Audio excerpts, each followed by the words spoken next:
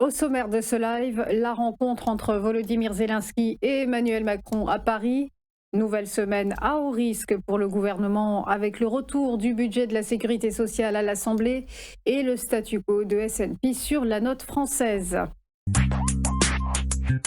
Bonjour à tous, bienvenue sur TV Finance, c'est l'heure de la matinale 100% live. Vous êtes de plus en plus nombreux à nous suivre en direct et en streaming et on vous remercie. Faisons ensemble le point sur l'actualité financière et économique avec au sommaire l'actualité du jour. Ensuite, Chronocac avec Mathieu Serron, trader fondateur de Galileo Trading. Il décryptera le CAC 40. On enchaînera avec Bernard Prats-Desclaux, trader pour compte propre et ses conseils sur les market movers. Et pour terminer, Benoît Fernandez Rioux, consultant spécialiste du Forex, nous accompagnera pour le Flash Forex. On regardera avec lui le cours des devises.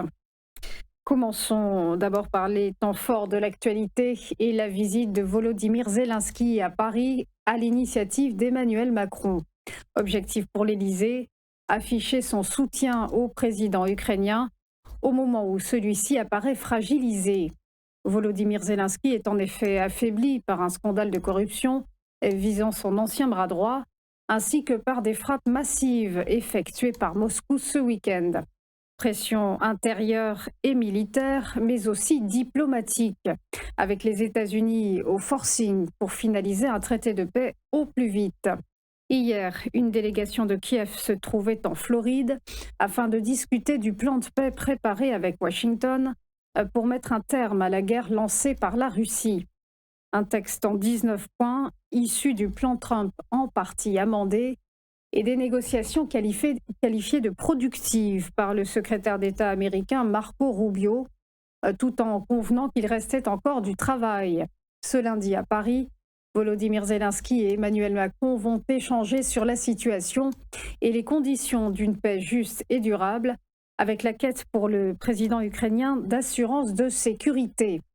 Parmi celles-ci, la mise en place de la coalition des volontaires, ces pays alliés prêts à envoyer des troupes au sol en Ukraine une fois l'accord de paix signé. On poursuit avec une nouvelle semaine cruciale pour Sébastien Lecornu et le budget de la sécurité sociale de retour à l'Assemblée nationale. Un examen dans l'hémicycle en seconde lecture qui démarre demain mardi. En séance, les députés devront repartir de la copie du Sénat largement remaniée en supprimant notamment la suspension de la réforme des retraites. Samedi dernier, le tour de chauffe a été effectué par les députés de la Commission des affaires sociales qui se sont penchés sur les quelques 500 amendements déposés. Un examen conclu par un nouveau rejet du texte. En coulisses, les concertations se poursuivent. Ce midi, le Premier ministre Sébastien Lecornu reçoit à Matignon les responsables socialistes dans le but d'arracher un compromis. Objectif, pouvoir faire adopter un budget dans les délais constitutionnels, soit avant la fin de l'année. Le vote crucial étant prévu pour le 9 décembre.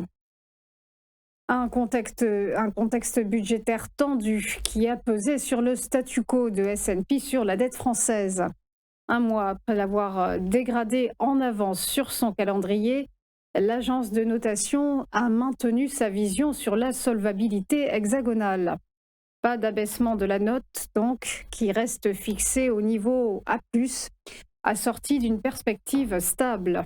Une absence de décision qui reflète les fortes incertitudes entourant la suite des débats budgétaires, avec des doutes concernant la capacité du Parlement à s'entendre pour adopter une loi de finances 2026 avant la fin de l'année, visant à réduire le déficit public.